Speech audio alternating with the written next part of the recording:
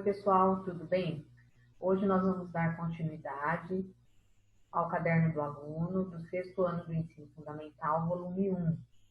No final da página 13, atividade 3, do conto aos quadrinhos, texto e contexto. Imagine que você foi convidado a produzir uma tirinha baseada no texto Conto ou Não Conto, de Abel Sidney. As cenas a seguir representam alguns episódios. Procure lembrar-se do percurso da história ou volte ao texto e recupere a sequência de fatos. Lembre-se de que os gêneros textuais organizam-se de diferentes maneiras. Para transformar um gênero textual em outro, é, portanto, necessário fazer as devidas adequações de linguagem. Assim como nós vamos transformar de um conto para uma história em quadrinhos, serão necessárias as mudanças. No conto são usados os parágrafos, por exemplo. Na história em quadrinhos, serão usados os balões.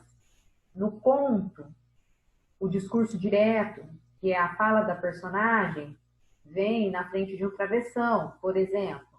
Na história em quadrinhos, vai vir em um balãozinho. E assim por diante. Então vamos lá. Conto ou não conto? Abel Sidney. Crianças costumam ter segredos. O que elas fazem com eles? Então, você deve preencher os balõezinhos com a sequência da história.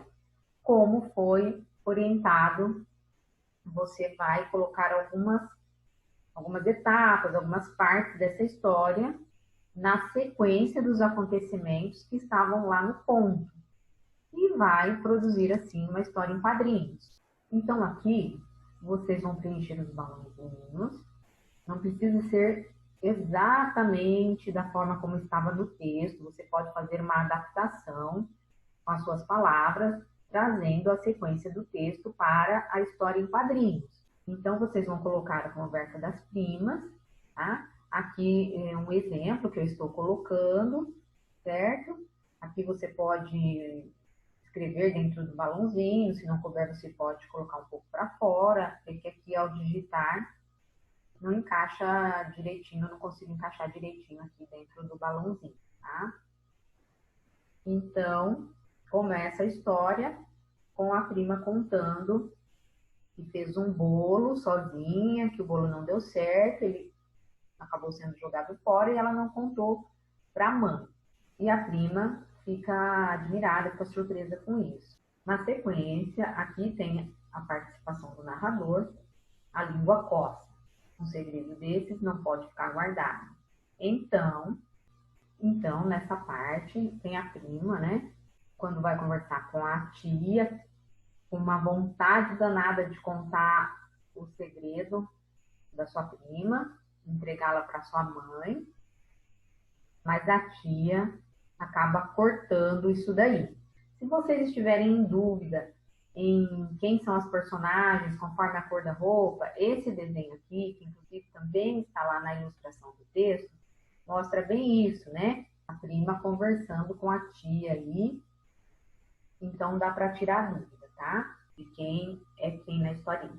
Então, na sequência da história, tem um momento que a tia aproveita uma refeição para contar aquilo que sempre ouvia da sua avó, né? Que era melhor ouvir mais e falar menos, justamente para evitar deslizes. Então, na sequência da história, tem um momento que a tia aproveita para contar aquilo que ouvia da sua avó, que era sempre bom ouvir mais e falar menos, e que não devemos passar adiante aquilo que ouvimos. E o final da história, quando, apesar desse contratempo, de um segredo aí que quase escapou, termina tudo bem, elas acabam rindo e a amizade se fortalecendo. Depois da produção, converse com seus colegas sobre os resultados. Considere que as histórias sequenciadas em quadrinhos apresentam também características narrativas, porém organizam-se com outros recursos, verbais e não verbais. Aqui, apesar de ser orientado para a conversa, o diálogo com os colegas, é bom você anotar pelo menos a ideia principal referente a cada questionamento aqui, a cada reflexão. Quais são as principais diferenças entre a linguagem de um conto e a linguagem de uma história em quadrinhos? Então, aqui entra justamente a linguagem verbal, que é a linguagem do conto, e a linguagem não verbal, que é aquela linguagem com ilustrações, que é a linguagem da história em quadrinhos. Você tem também no conto, o texto é dividido em parágrafos, tem outra versão, muitas vezes, para indicar a fala dos personagens. Já na história em quadrinhos, a fala dos personagens está nos balões, muitas vezes diminui a participação do narrador. Letra B.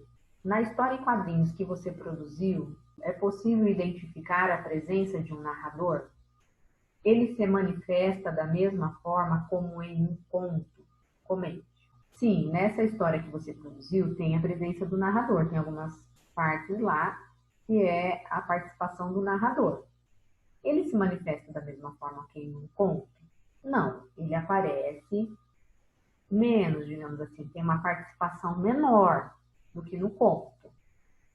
Visto que na linguagem da história em quadrinhos, no caso dessa daqui, tem mais balões de fala e pensamento dos personagens, então tem mais diálogo que a participação do narrador. Que tempo verbal predomina em uma história em quadrinhos? Então, predomina o tempo verbal presente, porque está retratando aquilo que está acontecendo no momento, no desenho ali da história em quadrinhos. Na história em quadrinhos, há relações entre os recursos expressivos verbais e não verbais, ou seja, entre a parte escrita e as ilustrações, por exemplo. Essas relações são importantes para a construção dos sentidos do texto? Comente.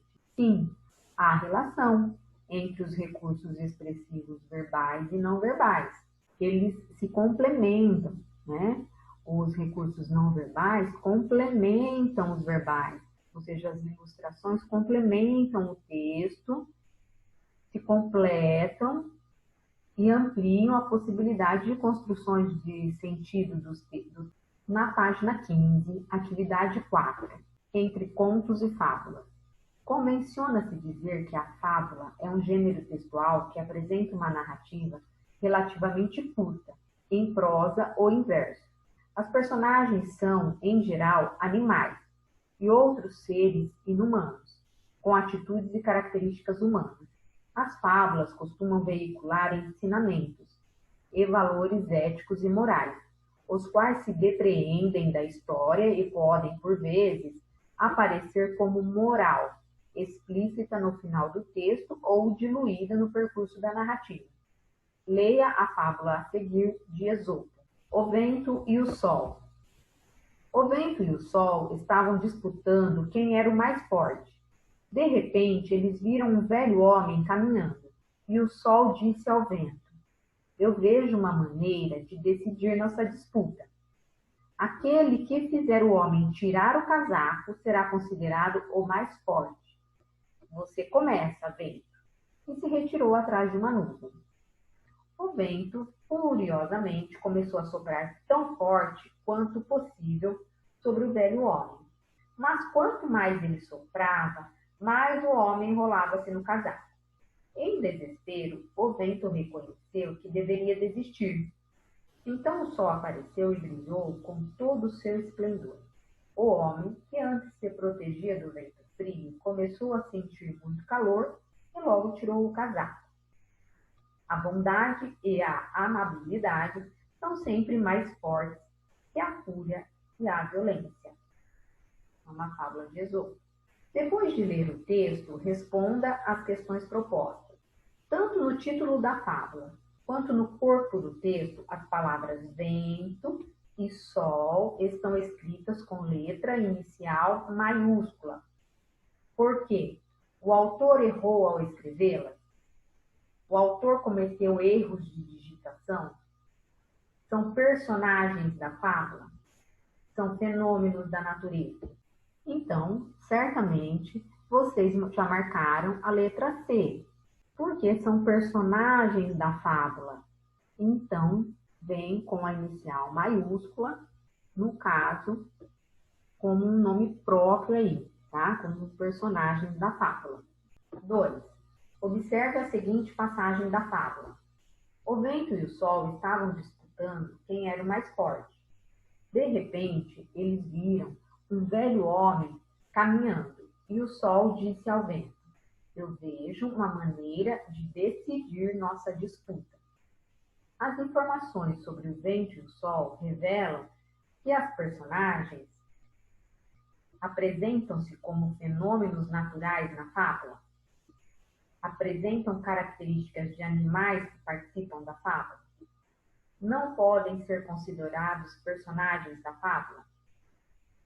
São seres inumanos que, na fábula, têm comportamentos humanos.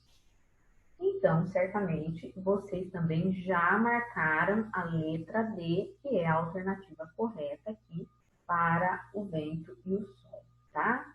Que são seres inumanos, mas se comportam como seres humanos.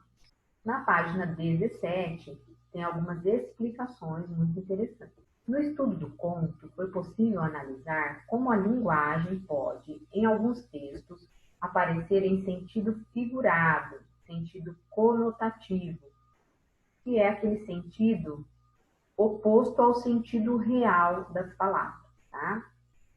Quando isso acontece, manifestam-se as figuras de linguagem, em que palavras e expressões são organizadas para produzir sentidos conotativos. Por exemplo, comparação implícita. O velho homem é um leão. Quando tem uma comparação implícita, que é o caso dessa frase, o velho homem é um leão, essa frase aqui, nós falamos que é uma metáfora. A figura de linguagem presente nessa frase é uma metáfora, é uma comparação implícita. Quando tem uma comparação explícita, por exemplo, o velho homem é forte e majestoso como um leão. Aí, nós falamos que é apenas uma comparação, tá? Quando tem a comparação explícita, não é metáfora, tá? Como que eu sei que tem a comparação explícita? Quando tem algumas palavrinhas, por exemplo, a palavra como, que explicita, deixa bem claro essa comparação. Então, lembrando aí, comparação implícita, o velho homem é um leão. Então, essa figura é uma metáfora. Atribuição de características e atitudes humanas a coisas e seres inumanos. Por exemplo, o vento e o sol estavam disputando quem era o mais forte. De repente, eles viram um velho homem caminhando e o sol disse ao vento. Essa figura de linguagem é a personificação ou prosopopeia. Então, esse exemplo aqui da fábula ajuda bem a entender essa parte, tá? O que é uma personificação? A personificar, né? Dar característica de pessoa, persona, pessoa, para, então, coisas e seres inumanos, tá? Ou também prosopopeia, que é sinônimo de personificação. Mas lembrem da palavra persona. Então, aqui o vento e o sol estavam disputando quem era o mais forte. Uma disputa, como se fosse entre duas pessoas. De repente, eles viram, viram como quem é que tem a capacidade de ver? Pessoas ou os animais. Viram um velho homem caminhando e o sol disse ao vento, né? Olha, disse, o verbo dizer. Então, isso é característico dos seres humanos. No caso, vento e sol são seres inumanos, tá? E aqui receberam, então, essa figura de linguagem, essa personificação. Continuando. Oposição de sentidos. A bondade e a amabilidade são sempre mais fortes que a fúria e a violência. Então, quando tem oposição de sentidos, bondade se opõe à fúria e violência, né? Bondade e amabilidade são contrários, são o oposto de fúria e violência. Então, nós falamos que tem uma antítese, tá? São ideias opostas, sentidos opostos. antagônicos, opostos, caminham em sentidos diferentes. E também, ainda aqui nessa explicação, quando se tem a relação parte-todo, continente-conteúdo, ou ainda quando nós dizemos que quando nós temos uma palavra ou expressão usada no lugar de outra, e tem uma relação lógica entre elas, né? Como o caso aqui, né? Que é dado exemplo. Uma relação, uma parte pelo todo, por exemplo. Muitas famílias procuram um teto para morar. Isso é a parte, que é o teto, pelo todo, que é a casa.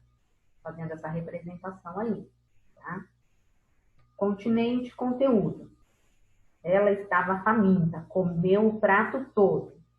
Na verdade, a gente não come o prato, o copo, a gente come o conteúdo, a comida que estava no prato, ou a gente toma o suco que estava no copo. Então, isso é continente pelo conteúdo. Aqui, por exemplo, gosto de ler Esopo. É uma relação do autor pela obra. Né? Gosto de ler Esopo. Eu não estou lendo a figura ali do Esopo. Eu gosto de ler, na verdade, as fábulas escritas por Esopo. Nesse caso, ou nestes casos aqui, que eu falei, essa figura de linguagem é chamada de metonímia. Então, continuando, o exercício 3.